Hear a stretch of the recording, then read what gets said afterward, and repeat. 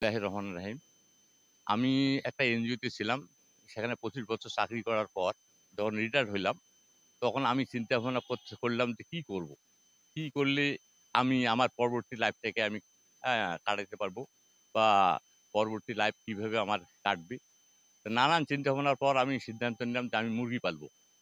আমি ৩৬০ আমি ৩৬০ টা মুরগি দিয়ে শুরু করি আমি। এবং ৩৬০ টা মুরগির থেকে আজকে আমার মুরগি প্রায় ১৪,০০০। তো এবং এর সঙ্গে আমার মাছের প্রজেক্ট, গরুর খামার। গরুর খামারও মোটামুটি আমার ১০০ গরুর করার মতো ক্যাপাসিটি। এই গরুগুলো বিক্রি দিচ্ছি কিছু, সামান্য কিছু আছে। হ্যাঁ, মোটামুটি এখন আমি কিন্তু চাকরি অবস্থায় যখন আমি এনজিওতে ছিলাম তখন কিন্তু জমি-জমা কিনতে পারি নাই। চাকরির পয়সা কোনরকমে কচি-মিষ্টি খাইছি, শেষ। এই মুরগি পালা এবং গরুর থেকে আমি মোটামুটি যেটা পাইলাম তাতে আরকি আল্লাহ দিলে আমি প্রায় ৫ একরের মতো জমি কিনলাম। বাসা-বাড়ি করলাম। আল্লাহ দিলে মোটামুটি আমি এখন খুব আ সুন্দরভাবে চলছি।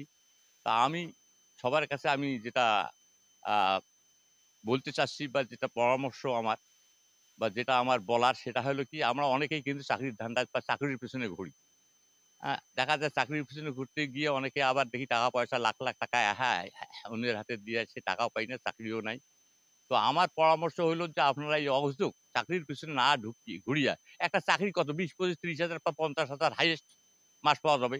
কিন্তু একটা এইরকম যদি আমরা শুরু করি আরকি যেকোনো প্রজেক্ট গরু পালাই হোক, মুরগি পালাই হোক, মাছের চাষে হোক, তাইলে দেখা যাবে যে চাকরির টাকার চেয়েও অনেক ইনকাম এখানে আসবে এবং আ নিজের চাকরি নিজেই করব। এতে আলাদা তৃপ্তি, আলাদা আনন্দদায়ক সেটা বলার মতো হবে না। আমি মাঝে, মাঝে আবার যারা এই কোম্পানির লোকজন আসে, ফিল্ডে কাজ করে, তাদেরকেও পরামর্শ দেই, "ভাই আপনার এই ২০-২৫,০০০ টাকার জন্য আপনারা কেন এত পরিশ্রম করতেছেন? সারাদিন আপনাদের ফুটবল শটে নিয়ে বেড়াচ্ছি। তার চেয়ে আপনার বাড়িতে কিছু করেন তো এরকম একটা কিছু করেন দেখবেন যে আপনাদের ২০-২৫,০০০ টাকার চেয়ে অনেক বেশি আপনারা পাবেন।"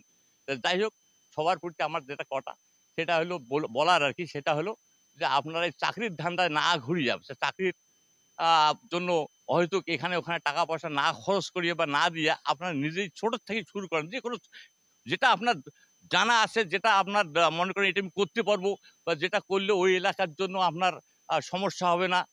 ক্রয় বা বিক্রয় থেকে চিন্তা করি আ আ থেকে চিন্তা করিয়া সবকিছু বিবেচনা করি আপনি যেটা পারদর্শী বা আপনারা যেটা করতে পারবেন, যার যেটা ক্ষমতা আছে, দক্ষতা আছে আপনার, সেইটা হাতে নিয়ে আপনারা শুরু করবেন। ইনশাআল্লাহ আজকে ছোট ভাবে শুরু করেন। দেখবেন যে এইটা একটা বিশাল আকার ধারণ করবে। কিন্তু এখানে আপনাকে ধৈর্য ধরতে হবে এবং আ আপনাকে একটু পরিশ্রমী হওয়া লাগবে। তা আমার মনে হয় তাহলে আপনারা একটা কামিয়াবি হতে পারবেন। এই বলে আমি শেষ করছি।